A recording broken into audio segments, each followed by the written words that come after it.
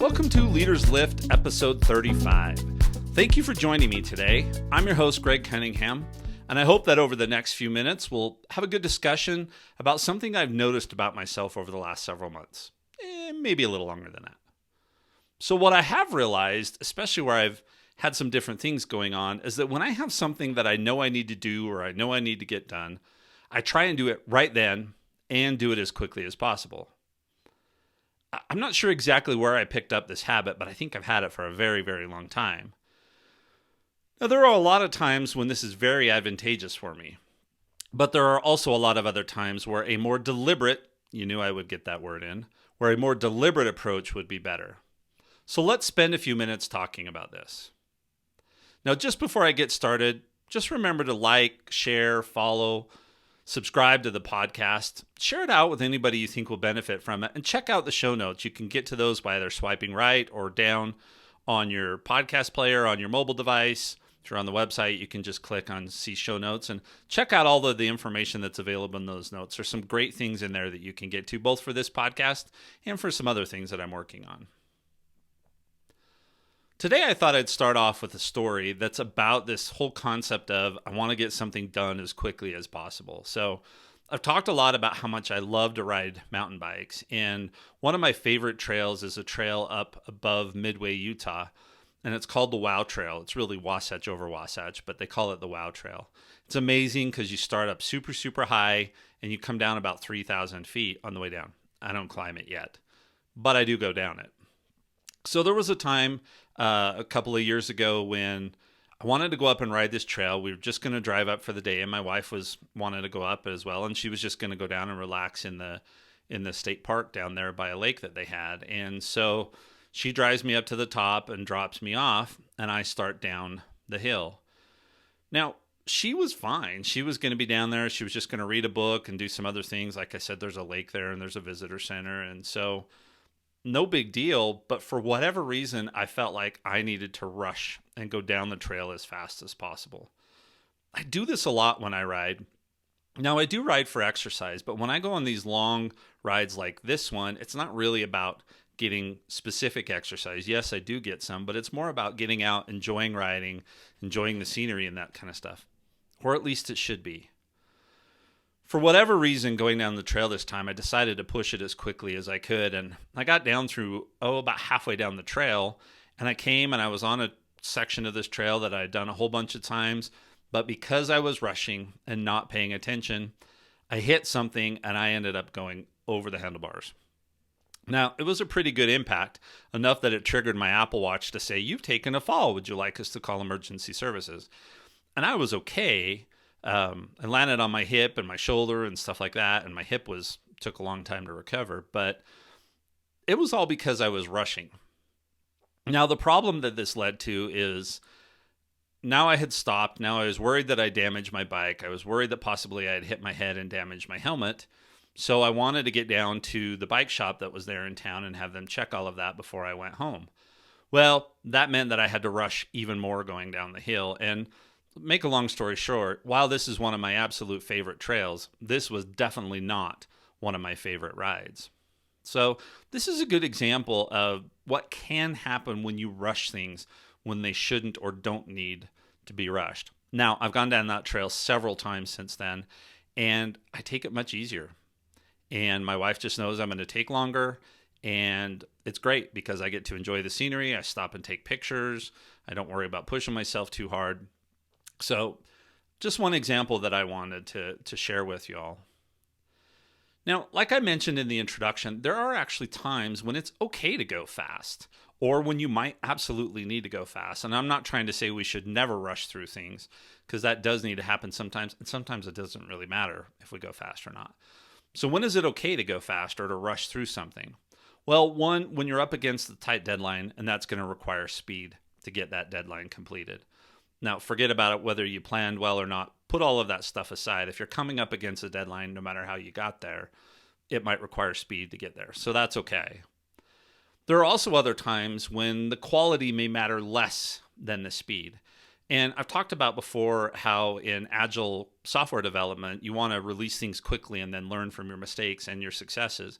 So quality does matter, but things don't have to be perfect. So it's okay to go fast. Now, if you're releasing a piece of software that absolutely has to be perfect, then speed may not be the best thing to do. Another time when it may be okay to go fast is when you're going to do something that you've done a million times. It's fairly routine, and your muscle memory will just make sure it gets done right. And then the last one, and I've talked about this a few times, it's okay to go fast when good enough is good enough. Everything doesn't have to be perfect. Now, for somebody that's a perfectionist like me to say that sounds really weird, and I still have to work on that every single day. But sometimes good enough is good enough, and then it's okay to go faster than maybe you would if you needed to make it perfect. Now, there are times when going fast might actually cause some issues too. And the first one I would say is the opposite of what I said earlier about quality. If quality is the most important thing, then speed may not be something that you can do, right? You can't go fast if you've got to do it and have perfect quality. If you're doing something that requires a lot of attention to detail, that might be a time when speed doesn't work. If you're doing something for the first time, speed may not be a good idea. Another time that rushing something is probably not a good idea is if you're reacting in the heat of the moment. You're going to do it right then and there because the moment is there. And sometimes that's moving too quickly. Either you do the thing too quickly or you jump in to start it too quickly. And this isn't just about emotion, but could be about something as simple as you remembered a chore that needs to be done while you're in the middle of something else. Or like I've had a couple of times over the last week, some sort of computer issue pops up and you decide I got to fix that when you should be working on something that's more strategic. So those are some of the impacts. You could do things fast or you can do them well. Sometimes you can do them fast and well, but that's something that you got to figure out and balance this out. Now, what are some of the impacts of going too fast when you don't need to or when you shouldn't? Well, the first one is quality issues. It's easier to make mistakes if we're going too fast than we shouldn't be. If you think about doing something for the first time or when quality is important or attention to detail is key, those are times when you may make mistakes that might cost you. And another one is you could end up dealing with something that you didn't really need to deal with. I told this story long time ago, early on in the podcast, but my garage door opener went out and I know how to replace them, but I have a home warranty. And so I thought, well, I don't really want to deal with the home warranty, especially when they told me that I'd have to find somebody to fix it myself. I just needed to replace one part, I thought. Well, long story short is I ended up not being able to do it, didn't want to, so I tried to find somebody to come in and fix it. I actually found a company that the warranty company would work with. They came in and they actually ended up replacing the whole garage door opener rather than just trying to find and source that one old part. So that was an example of when I could have ended up dealing with something that I didn't need to just because I was trying to jump in too fast. So quality issues, dealing with things you don't need to, that's one impact of going too fast unnecessarily. Now, another impact, and this is something I've become much more aware of over the last year, especially with my grandkids here, is that sometimes you miss the moments. There's opportunities to do things right then and there that if you're just rushing from one thing to another, you may not take advantage of. That also goes with kind of the journey of life. If you're always rushing to that next step in your journey, do you ever really get to enjoy the present? You know, I've heard people say things like, and I'm sure I did this when I was a young parent, I can't wait until my kids are big enough to do big kid things. Well, yeah, that's great, but then you miss all the little times. And then they become teenagers and you wish you really had some of those little kid things back. Or in the professional world, well, I just hit that milestone in my development plan and I need to immediately start working on the next one. So we miss those little moments when we could either pause and celebrate or breathe, or we just lose an opportunity. Like I did on that bike ride when I crashed, I lost the opportunity to see the scenery. It was fall, so the leaves were starting to change. Missed out on all those things just because I tried to rush it too much. And then another big impact of always rushing through things and from one thing to another is we drain our well and we burn out. And remember, this is our energy well, the one that we draw on and that other people around us draw on as well. So when we rush, we're going to drain that well much faster and we can burn out or empty that well much easier. One of the things that means is that when we do need speed, we may not have the energy to provide it. We may not be able to actually do it. It also means that it's going to impact our day to day. And honestly, it's going to slow us down even more just because we don't have that energy. And it's going to impact those around us because they can't draw from that well either. So, those are some of the things: quality issues, missing the moments, and draining our wells. Those are things that are going to happen when we go too fast too often, or when we go fast unnecessarily. So what do we do about this? Well, first we need to try and be deliberate. There you go again. We need to try and identify if what we're about to do requires speed, or if we can be more deliberate. And like I said, there are times when we just have to go fast, and that's the way it is. But if we can be more deliberate, we should. Another thing we can do about this is we can key in on the times when we can enjoy the moment or enjoy the process or the journey to get to that end destination. Think about my bike rides again. When I go on these long rides, I'm in some amazing mountain or even desert country. I've got some of that coming up for Thanksgiving. If all I focus on is riding as quickly as possible, what am I missing? Scenery, opportunities to just take in the moment, to think about things. It's not like I'm in a race. I don't do that. I'm not a racer like that. And it's not like if I go as fast as possible, I'm really going to change my fitness that much. My fitness is going to be more impacted by the daily rides that I do versus these more epic rides that are out. The daily rides allow me to go on these other rides. So it's not going to make that big of a deal if I run this 16-mile course in an hour and a half or in an hour of 45 minutes. But I'm going to miss out on a whole bunch. So that's one of the things that happens is we need to key in on those times so that we can enjoy those moments.